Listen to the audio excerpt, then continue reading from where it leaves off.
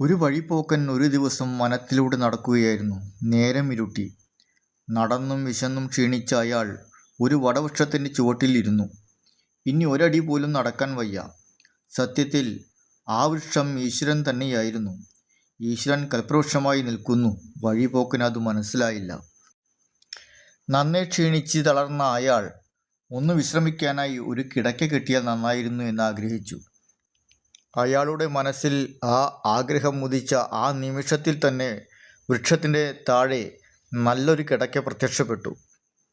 അയാൾ അത്ഭുതപ്പെട്ടുപോയി. എന്തു ഭംഗിയുള്ള കിടക്ക!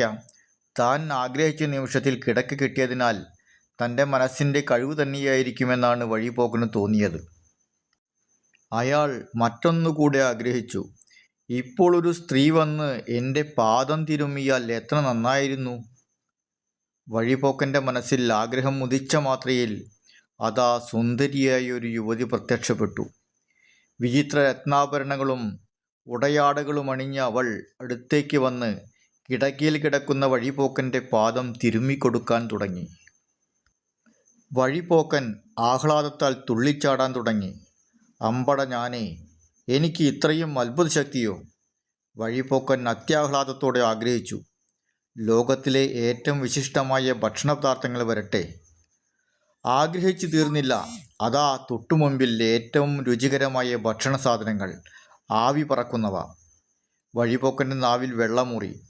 ആ ഭക്ഷണപദാർത്ഥങ്ങൾ മുഴുവനും അയാൾ ഒറ്റയടിക്ക് അകത്താക്കി. വയറു നിറഞ്ഞപ്പോൾ ഇനി എന്താണ് ആഗ്രഹിക്കേണ്ടതെന്ന് വഴിപോക്കൻ ചിന്തിച്ചു. അടുത്തതായി അയാൾ ധാരാളം പണം ആഗ്രഹിച്ചു. നിമിഷങ്ങൾക്കുള്ളിൽ ധാരാളം പണം അയാളുടെ മുൻപിലെത്തി. പണക്കൂമ്പാരത്തിൽ ചാടിമറിഞ്ഞ അയാൾ പാട്ടുപാടി. ഇതിനകം നേരം രാത്രിയായി കഴിഞ്ഞിരുന്നു. ഈ സ്വർണ്ണ നാണയങ്ങളൊക്കെ എവിടെയാണ് സൂക്ഷിക്കുക? അയാൾക്ക് ഭയമായി. രാത്രിയിൽ വല്ല കടുവയും വന്ന് എന്നെ പിടിച്ചു തിന്നുമോ? അയാൾ സ്വയം പറഞ്ഞു. അത് പറഞ്ഞു തീർന്നതും ഒരു കടുവ പാഞ്ഞെത്തി. പാവം വഴിപോക്കനെ കടിച്ചു കീറാൻ തുടങ്ങി. ചിന്തകൾ വരുത്തി വച്ച അപകടം.